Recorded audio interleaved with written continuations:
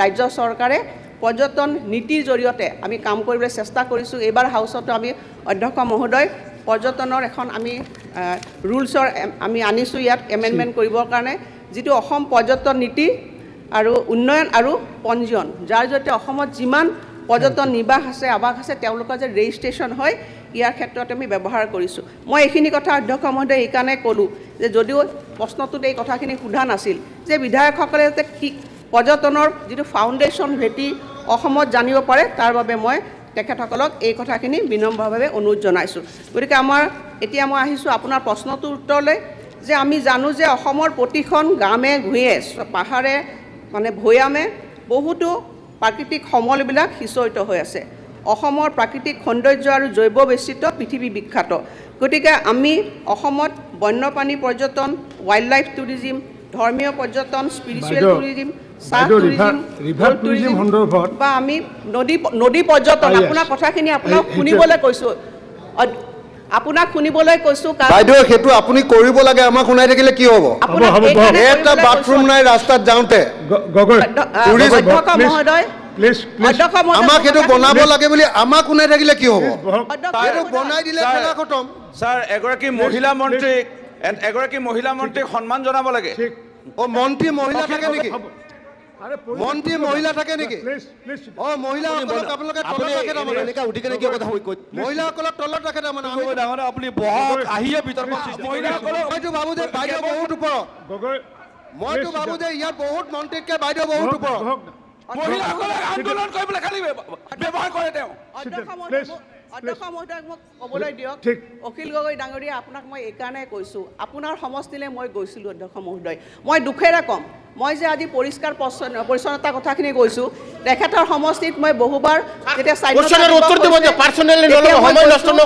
তেখেতৰ সমষ্টিত ইমানেই অপৰিষ্কাৰ অৱস্থা ভাবিব নোৱাৰা, যিবিলাক মানে আজি তেখেতৰ ৰংঘৰ আছে বা বিভিন্ন ধৰণৰ থানবিলাক আছে, ইমানে অপৰিষ্কাৰ অৱস্থা, তালৈ দেশী বিদেশী পৰ্যটক কেনেকৈ আহিব?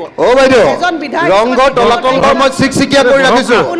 আপোনালোকৰ বিজেপি পৌৰসভাই টাউনখন নষ্ট কৰি পেলালে। আপোনাৰ দায়িত্ব আছে, আপোনাৰ নিজৰ চহৰখন বিজেপি পৌৰসভাই শিৱসাগৰ টাউনখন একদম লেতেৰা কৰি দিলে। অধ্যক্ষ মহোদয়, মই আপোনাক এইখিনিয়ে কথা ক'ব বিচাৰিছোঁ যে পৰ্যটন মন্ত্ৰী হিচাপে মই বিচাৰিম, অধ্যক্ষ মহোদয়, আন্তৰিকতাৰে বিচাৰিম যে প্ৰত্যেকবিলাক বিধায়কে তেওঁলোকৰ নিজা সমষ্টিত পৰ্যটনৰ সমল থকা ঠাইবিলাক যাতে নিজা উদ্যোগ গ্ৰহণ কৰি সেইবোৰ কৰিবলৈ চেষ্টা কৰে। মোৰ সেইটোৱে কথা আছিল।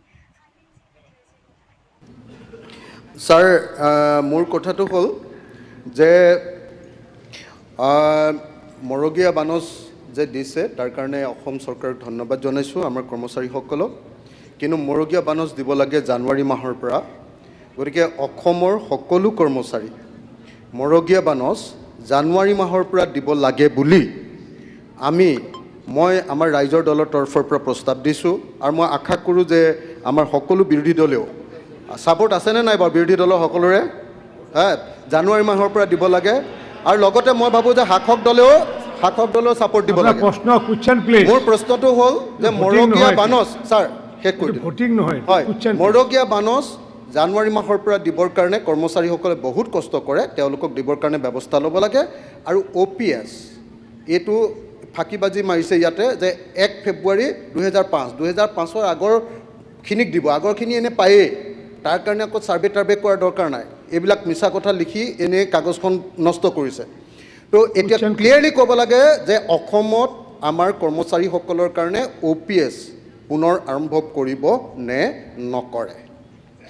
আমাক NPS নালাগে, OPS লাগে, কৰিব নে নকৰে? মাননীয় অধ্যক্ষ মহোদয়, বিধানসভাৰ মজিয়াত যেতিয়া আমি তথ্য দিওঁ, এই তথ্যবিলাক এই ধৰণে উপলুঙা কৰাটো উচিত নহয়। মই অধ্যক্ষ ডাঙৰীয়াৰ জৰিয়তে অনুৰোধ কৰিম যে আমি তথ্য কেতিয়াও ভুল তথ্য নিদিওঁ, আৰু ভুল তথ্য যদি দিওঁ তাৰ কাৰণে নিশ্চয়কৈ ব্যৱস্থা আছে, আপুনি সেই ব্যৱস্থালৈ যাব। কিন্তু বিধানসভাৰ মজিয়াখনক এনেকেদৰে উপলুঙা টাইপ কথা নক'ব। আৰু মই ভাবোঁ যে ভগৱানে তেওঁ সুমতি দিয়ক, এইবিলাকৰ যাতে সুমতি আহে, কাৰণ এতিয়া যি পৰিৱেশ দেখিছোঁ ভগৱানে সুমতি দিয়াৰ বাহিৰে আৰু মই একো দেখা নাই। মই ভগৱানৰ ওচৰত প্ৰাৰ্থনা জনাইছোঁ যে ভগৱানে তেওঁ সুমতি দিয়ক, যাতে আৰু তেওঁ যেনেকৈ চৰকাৰক দিব কয় তেওঁৰ যিকেইটা ব্যৱসায়িক প্ৰতিষ্ঠান আছে অৰ্কিড পাৰ্কৰ পৰা আদি কৰি এতিয়া তাতো দিবনে দৰমহা নিদিয়ে? ভালকৈ দিয়ক। reply. যাতে অ, ছাৰ, আমাৰ ৰাইজেও অধ্যক্ষ অলপ ছাৰ, পায়। অধ্যক্ষ তাতো ছাৰ, দৰমহা চৰমাবিলাক এনেকুৱা ভালকৈ মন্ত্ৰীক দি শিক্ষা থাকক। দিব লাগেনে নাই? সেইকাৰণে মই ছাৰ, কৈছোঁ যে এনেকুৱা তেখেতৰ মন্ত্ৰী অনুৰোধটো মই ৰক্ষা- reply. মই এনেকুৱা অনুৰোধটো ভাল মন্ত্ৰীয়ে পাইছোঁ। লাজ পাব লাগেনে যে নাই বাৰু, ছাৰ? অসমৰ ক'ৰ পৰা নি ৰাইজৰ ক'ত কাৰণে, লগাইছেগে, ছাৰ? কৰ্মচাৰীসকলৰ কাৰণে তেওঁ অনুৰোধ কৰিছে, ক'ৰ পৰা তেওঁৰ নি ক'ত অনুৰোধটো মই লগাইছেগে? ধন্যবাদ জনাইছোঁ। OPS কিন্তু দিবনে সমানে নাই?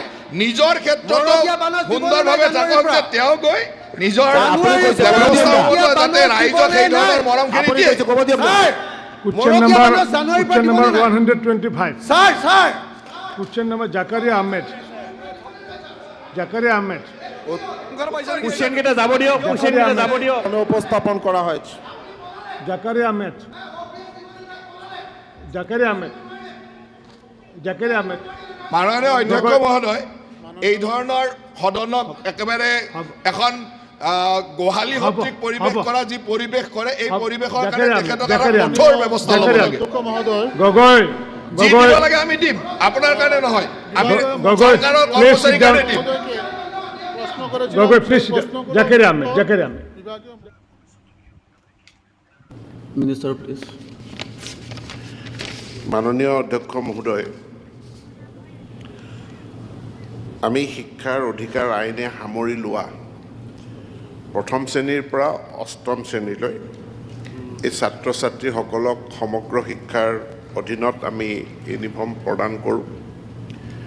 নৱম আৰু দশম শ্ৰেণীৰ যিসকল ছাত্ৰ ছাত্ৰী থাকে প্ৰায় 6,70,000 ছাত্ৰ ছাত্ৰী, এই ছাত্ৰ ছাত্ৰীসকলৰ ইউনিফৰ্ম অসম চৰকাৰে ইয়াৰ আমাৰ SOPDৰ অধীনত আমি ইউনিফৰ্ম যোগান ধৰোঁ। 1ৰ পৰা ক্লাছ 8লৈকে যি ইউনিফৰ্ম দিয়া হয় সেই ইউনিফৰ্ম কেন্দ্ৰীয়ভাৱে আমাৰ ডিপাৰ্টমেণ্ট বা সমগ্ৰ শিক্ষাই ক্ৰয় নকৰে। এই ইউনিফৰ্ম ক্ৰয় কৰে স্কুল মেনেজমেণ্ট কমিটিয়ে, আৰু স্কুল মেনেজমেণ্ট কমিটিয়ে ক্ৰয় কৰাৰ পাছত যাতে ইউনিফৰ্মৰ মানদণ্ড ৰক্ষা হয় তাৰ কাৰণে উপাধ্যক্ষ মহোদয়, আমি অসম চৰকাৰে আমি সমগ্ৰ শিক্ষাৰ ফালৰ পৰা আমি এই ইউনিফৰ্মবিলাকৰ এটা ৰেণ্ডম তাৰ কোৱালিটি চেকিং কৰাৰ ব্যৱস্থা গ্ৰহণ কৰিছোঁ। যোৱা বছৰ যেতিয়া আমি কোৱালিটি চেকিং কৰিছিলোঁ, আমাৰ 30% ইউনিফৰ্ম চেম্পল ফেইল কৰিছিল, আৰু এই ইউনিফৰ্মখিনি ঘূৰাই তাত নতুনকৈ পুনৰ যোগান ধৰাৰ কাৰণে নিৰ্দেশ দিয়া হৈছিল। এই বছৰ আমাৰ 5,000 আমি 867টা কাপোৰৰ নমুনা পৰীক্ষা কৰা হ'ল আৰু গোটেই অসমত, আৰু এইখিনি পৰীক্ষা কৰাৰ পাছত এইবাৰ ফেইলাৰৰ হাৰটো হ'ল 5%। অৰ্থাৎ এই কথাটোৱে আমাক প্ৰমাণ কৰে যে আমি যি স্পেচিফিকেশ্যন মতে বিদ্যালয়ত ইউনিফৰ্ম যোগান ধৰিবলৈ নিৰ্দেশ দিয়া হৈছে সেই স্পেচিফিকেশ্যন বা সেই মানদণ্ড ৰক্ষা কৰি বিদ্যালয়ত ইউনিফৰ্ম যোগান ধৰা হৈছে। যি 5% ফেইল কৰিছে তেওঁলোকক আমি বাৰণ কৰোঁ, তেওঁলোকক ব্লেকলিষ্টেড কৰা হয়। এতিয়া বিদ্যালয়ত যিসকলে ইউনিফৰ্ম যোগান দিয়ে তাত আমি টেণ্ডাৰিঙতো অংশগ্ৰহণ নকৰোঁ, আমি খালি কোৱালিটি চেক কৰোঁ, আৰু কোৱালিটি চেক কৰি যি যোগনীয়াৰে তাত ব্যৰ্থ হৈছে তেওঁ কোৱালিটি মেইনটেইন কৰাৰ কাৰণে তেওঁক বন্ধ কৰি দিয়া যে এইজনৰ পৰা কিনিব নোৱাৰিব। এই ফেইল কৰা যি ব্যৰ্থ হৈছে সেই যোগনীয়াৰৰ পৰা বিদ্যালয়ে পুনৰ ইউনিফৰ্ম কিনিব নোৱাৰিব। এই ব্যৱস্থা কৰাৰ পাছত আমাৰ ইউনিফৰ্মৰ মানদণ্ড উন্নত হৈছে। উপাধ্যক্ষ মহোদয়, এতিয়া মই দ্বিতীয়টো কথালৈ আহোঁ।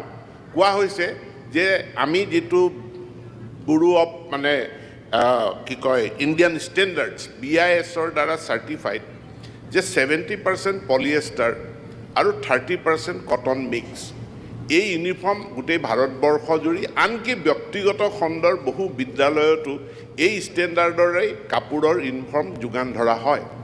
কোৱা হৈছে যে এইটো স্বাস্থ্যৰ কাৰণে, স্কিনৰ কাৰণে ক্ষতিকাৰক। কোনে ক'লে? ক'ত আছে এইটো তথ্য? কোন ইনষ্টিটিউশ্যন, ভাৰতবৰ্ষৰ কোন বিজ্ঞানৰ কোন ইনষ্টিটিউশ্যন বা কোন ইউনিভাৰ্চিটিয়ে কৈ আছে যে 70% পলিয়েষ্টাৰটো ক্ষতিকাৰক? কাৰণ ময়ো যেতিয়া কথাবিলাক ওলাই ময়ো লগে লগে ময়ো ইণ্টাৰনেটত মই চাৰ্চ কৰি পেলাই চাইছোঁ যে 70%টো কেনেকৈ ক্ষতিকাৰক।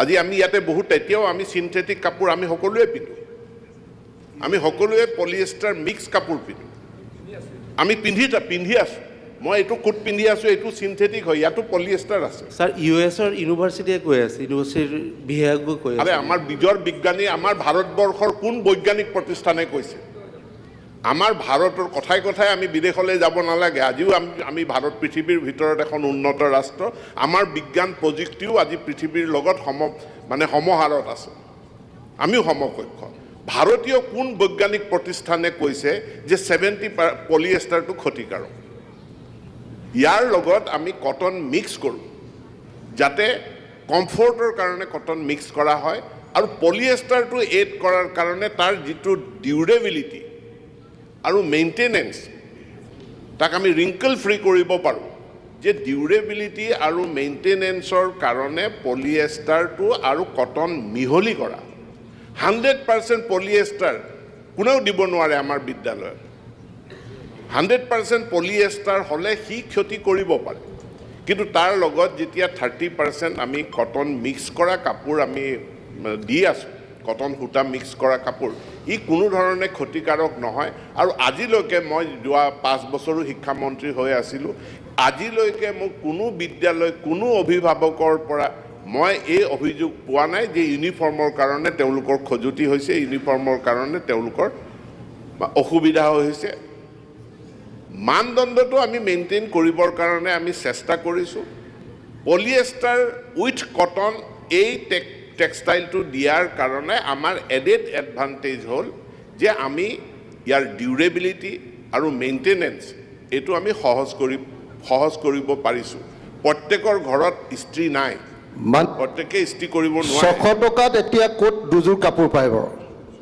অসমৰ ভাৰতবৰ্ষৰ বজাৰত পায় আপুনি তেনেকুৱা কাপোৰ পিন্ধে নে নিপিন্ধে পিন্ধো আপুনি পিন্ধে এনেকুৱা কাপোৰ ষ্টুডেণ্টক আপুনি যিটো কাপোৰ পিন্ধিবলৈ দিছে 600 টকা তাৰো আকৌ 20% কমিশ্যন খাব হেৰিবিলাকে ঠিকাদাৰবিলাকে এইটো কেতিয়াও হ'ব নোৱাৰে ডিপুটি স্পিকাৰ ছাৰ এইটো কেতিয়াও হ'ব নোৱাৰে অধ্যক্ষ উপাধ্যক্ষ ডাঙৰীয়া এইটো কেতিয়াও হ'ব নোৱাৰে এইটো হ'ব নোৱাৰে উপাধ্যক্ষ ডাঙৰীয়া আমাৰ যিটো অন্যায় কৰিছে এইটো হ'ব নোৱাৰে উপাধ্যক্ষ ডাঙৰীয়া যদি মন্ত্ৰী উপাধ্যক্ষ ডাঙৰীয়া এইটো হ'ব নোৱাৰে বাধা দিয়ে আপুনি প্লিজ এবাৰ হেৰি কৰক প্লিজ আপুনি এটা ভাৰ্ডিক্ট দিয়ক উপাধ্যক্ষ ডাঙৰীয়া এটা ভাৰ্ডিক্ট দিয়ক যে আমাৰ ষ্টুডেণ্টে যাতে ভাল ওলাই দিয়ক ছাৰ মিনিষ্টাৰে কথা কৈ আছে মিনিষ্টাৰ অন লেগ এটা কথা বুজি পাব লাগিব যে আমি পিন্ধা গেঞ্জিবিলাকৰ দামো তাতকৈ ডাঙৰ বেছি ছাৰ এজন এমএলএ পিন্ধা গেঞ্জিৰ দামো তাতকৈ বেছি আমাৰ ষ্টুডেণ্টক যিটো কাপোৰ দিছে তাতকৈ এটা গেঞ্জিৰ দামো এমএলএ পিন্ধা দাম বেছি এটা গেঞ্জিৰ দামো বেছি গতিকে মই ভাবোঁ যে এইটো বদলাব লাগে ইমিডিয়েটলি ভাল কটন কাপোৰ দিয়াৰ ব্যৱস্থা কৰিব লাগে এইটো মানি নলওঁ কেতিয়াও এইটো কেতিয়াও নহ'ব আমাৰ কণ কণ ল'ৰা ছোৱালীৰ ওপৰত এনেকুৱা অত্যাচাৰ কেতিয়াও মানি লোৱা নহ'ব বিষয়টোৰ যিখিনি পৰামৰ্শ অৰ্থাৎ মূল জনজাতিকৰণৰ বিষয়টোৰ যিখিনি পৰামৰ্শ সেইখিনি ইতিমধ্যে বিধানসভাত যি দিয়া হৈছে সেইখিনিয়ে আছে তাত আমি কোনো সাল সলনি কৰা নাই যিহেতু সংশোধনী হ'ল সংশোধনীৰ প্ৰস্তাৱ আমি গ্ৰহণ কৰিলোঁ এতেকে সেই সময়ত আমি এই প্ৰতিবেদন আমি দিল্লীলৈ নপঠালোঁ ইয়াৰ পাছত নিৰ্বাচন আহিল নিৰ্বাচনৰ পাছত এই সংশোধনী প্ৰস্তাৱৰ ওপৰত আমি মাননীয় মুখ্যমন্ত্ৰীৰো অনুমোদন লোৱাৰ কথা আহিল গতিকে ইতিমধ্যে মাননীয় মুখ্যমন্ত্ৰী ডাঙৰীয়াই মৰাণ আৰু মটক জনগোষ্ঠীয়ে আগবঢ়োৱা সংশোধনী আমি সন্নিৱিষ্ট কৰি যিখিনি সংশোধনী কৰিলোঁ সেইখিনিত অনুমোদন জনাইছে আৰু অনুমোদন জনোৱাৰ পাছত বিভাগীয় প্ৰক্ৰিয়া অনুযায়ী ইয়াক আমি দিল্লীলৈকে প্ৰেৰণ কৰিম দ্বিতীয় এটা কথা মই জনাব বিচাৰোঁ যে যিদিনাখন জুৱেল ওৰাম ডাঙৰীয়া আহিছিল তেখেতে প্ৰেছ নোট বাইট দিওঁতে ময়ো লগত আছিলোঁ তেখেতে জনজাতিকৰণ নাকচ কৰা নাই তেখেতক জনজাতিকৰণটো কেতিয়া হ'ব মাজত মন্ত্ৰী গোটৰ প্ৰতিবেদনটো ক'ত আছে আছে ক'ত এইটো টোপোলা বান্ধি থৈ দিছে নেকি আপুনি মোক সুধিব না প্লিজ চিট ডাউন জনজাতিকৰণ কেতিয়া হ'ব প্লিজ এই ইমান কাহিনী শুনি আপুনি ক'বলৈ দিয়ক মন্ত্ৰী মহোদয় উপাতে মাতি থাকে আপুনি অধ্যক্ষ মহোদয় সেই মানুহজন কোন অধ্যক্ষ মহোদয় কেন্দ্ৰীয় মন্ত্ৰী জুৱেল ওৰাম ডাঙৰীয়াক যেতিয়া সাংবাদিকে সুধিছিল যে এইবাৰ অধিৱেশনত বিলখন আহিব নেকি তেতিয়া তেওঁ কৈছিল যে এইবাৰ বিলখন অহাৰ সম্ভাৱনা নাই পৰৱৰ্তী পৰ্যায়ত আহিব দ্বিতীয় কথাটো হ'ল মিউজিয়ামটো ইয়াৰ লগত এটা সংলগ্ন থকা বিষয় নহয় মিউজিয়াম এটা ছেপাৰেট বিষয় আৰু জনজাতিকৰণ এটা ছেপাৰেট বিষয় বহু দিনতে আমি কেন্দ্ৰীয় চৰকাৰক এটা প্ৰস্তাৱ দি ৰাখিছিলোঁ যে অসমত এটা জনজাতীয় মিউজিয়াম যেনেকৈ মধ্যপ্ৰদেশত বনাইছে আমাৰ এটা জনজাতীয় মিউজিয়াম আপোনালোকৰ প্ৰধানমন্ত্ৰীয়ে বঙাইগাঁৱত আহি ছাৰ ছয় জনগোষ্ঠীৰ জনজাতিকৰণ হ'ব বুলি ছমাহৰ ভিতৰত এতিয়া কেতিয়া হ'ব 11 বছৰ পাৰ হৈ গ'ল ছাৰ Please sit down. 11 বছৰ পাৰ হৈ গ'ল ছাৰ জনজাতিকৰণ কেতিয়া হ'ব সেইটো Please sit কওক down. Gogoi, please sit down. আৰু যেতিয়া সাংবাদিকে এই কথাটো জানি পেলাই প্ৰশ্ন কৰিছিল জুৱেল ওৰাম ডাঙৰীয়াক যে অসম চৰকাৰে প্ৰস্তাৱ কৰা জনজাতীয় মিউজিয়াম অসমত হ'ব নেকি তেখেতে ইতিবাচক মানে উত্তৰ দিছে যে অসমত জনজাতি মিউজিয়াম এটা প্ৰতিষ্ঠা কৰাৰ ক্ষেত্ৰত কেন্দ্ৰীয় চৰকাৰে সকলো সহযোগিতা আগবঢ়াব ধন্যবাদ নহয় ছাৰ জনজাতিকৰণটো ইলেকশ্যনৰ আগতে ছাৰ ক্লিয়াৰ উত্তৰ দিব লাগে মন্ত্ৰী মহোদয় দয়া কৰি যে কি ডিফিকাল্টিছ আছে এইখিনি ছাৰ জনজাতিকৰণ একদম ক্লিয়াৰ কথাটো ক'ব লাগে Please sit down. Sir Please, মোৰ এটা প্ৰশ্ন আছে ছাৰ মই কৈ মোৰ আছোঁ। ছাৰ এটা প্ৰশ্ন আছে ছাৰ এটা মাত্ৰ প্ৰশ্ন মই কৈ আছোঁ, please sit down. প্ৰশ্ন আছে মোৰ Please sit down. মই কৈ আছোঁ। ছাৰ এটা প্ৰশ্ন এক লাইনৰ ছাৰ মই কৈ আছোঁ, ছাৰ please. এক লাইনৰ ছাৰ এক Please, লাইনৰ Gogoi, sit down. মই কৈ আছোঁ। এক লাইনৰ ছাৰ প্ৰশ্ন এটা Please, দিয়ক না প্লিজ Please sit down. এক লাইনৰ sir Please sit down. Sir প্ৰশ্নটো হ'ল মন্ত্ৰী ডাঙৰীয়া, যে এক ছাৰ মিনিট, 2019 চনত গগৈ ডাঙৰীয়া, লোকসভা আৰু please sit down. ৰাজ্যসভাত জনজাতিকৰণৰ বিধেয়ক Please sit down. উত্থাপন কৰা হৈছিল 2019 চনত জনজাতিকৰণৰ বিধেয়ক উত্থাপন কৰাৰ পাছত আকৌ মন্ত্ৰী গোটৰ প্ৰতিবেদন কি দৰকাৰ হ'ল কি কাৰণে সেই Please sit down. Lok Sabha Please sit down. ৰাজ্যসভাত তোলা যিখন প্ৰতিবেদন যে কি কয় আপোনাৰ বিল সেই বিলখন কিয় পাছ কৰা নাই আৰু Please sit কেতিয়াৰ down. ভিতৰত জনজাতিকৰণ সম্পূৰ্ণ Please sit হ'ব সেই কথাটোৰ Please উত্তৰ sit লাগে down. Please sit down. তেখেতে মন্ত্ৰী ডাঙৰীয়াই এটা কথা কৈছে যে জুৱেল ওৰাম ডাঙৰীয়াই যেতিয়া ইয়াতে আহিছিলে তেওঁ কৈছে আগন্তুক দিনত এই বিষয়টো নিশ্চিত ওপৰত আহিব বুলি কৈছে তেওঁ ইয়াতে ডিনাই কৰি যোৱা নাই গতিকে আপোনালোকে বাতৰি কাকতৰ উদ্ধৃতি দি পেলাই মিউজিয়াম বিষয়টো লগাই পেলাই এটা বেলেগ এটা বিষয় আনিছে যি কি নহওক এতিয়া কাৰ্যসূচী ছাৰ জনজাতিকৰণ হ'ব নে নহ'ব ছাৰ জনজাতিকৰণ হ'ব নে নহ'ব নহ'ব বুলি কৈছে নেকি Please, please, please sit down. Please sit down. Please sit down. এতিয়া কাৰ্যসূচী নম্বৰ 4 কাৰ্যসূচী নম্বৰ 4 2026-27 চনৰ বাজেটৰ ওপৰত সাধাৰণ আলোচনাৰ বাবে মই জয়প্ৰকাশ দাসক তেখেতৰ বক্তব্য ৰাখিবলৈ আহ্বান জনাইছোঁ জয়প্ৰকাশ দাসক বাজেটৰ ওপৰত বক্তব্য ৰাখিবলৈ আহ্বান জনাইছোঁ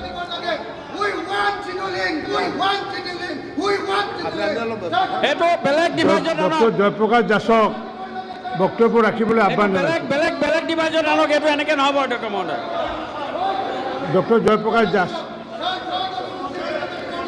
এতিয়া কাৰ্যসূচী number 4 general discussion on budget 2026-27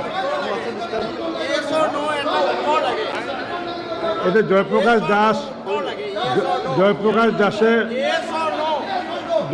দাসে বাজেটৰ ওপৰত আলোচনা কৰিব লাগে জয়প্ৰকাশ দাসে বাজেটৰ ওপৰত বক্তব্য ৰাখিব লাগে জয়প্ৰকাশ দাস 80 বছৰ 70 বছৰ আছিলে কংগ্ৰেছৰ চৰকাৰ জয়প্ৰকাশ দাস বাওঁপন্থী চৰকাৰ কংগ্ৰেছৰ চৰকাৰ আছিলে দিব নোৱাৰিলে ছাৰ 70 বছৰে কংগ্ৰেছ দলৰ জয়প্ৰকাশ দাসে বাজেটৰ ওপৰত বক্তব্য ৰাখিব লাগে ছাৰ আমাৰ এইখন চৰকাৰৰ প্ৰতি গভীৰ আস্থা আৰু ভৰসা আছে গতিকে কংগ্ৰেছ দলৰ জয়প্ৰকাশ দাসে চৰকাৰে দিব আমাৰ গভীৰ আস্থা আৰু ভৰসা আছে কংগ্ৰেছ দলৰ জয়প্ৰকাশ দাসে বক্তব্য ৰাখিব লাগে কংগ্ৰেছ দলৰ জয়প্ৰকাশ দাসে বক্তব্য ৰাখিব লাগে তেখেতে সদনত নাই সদন ত্যাগ কৰিলে এতিয়া কংগ্ৰেছ দলৰ নুৰুল হুদা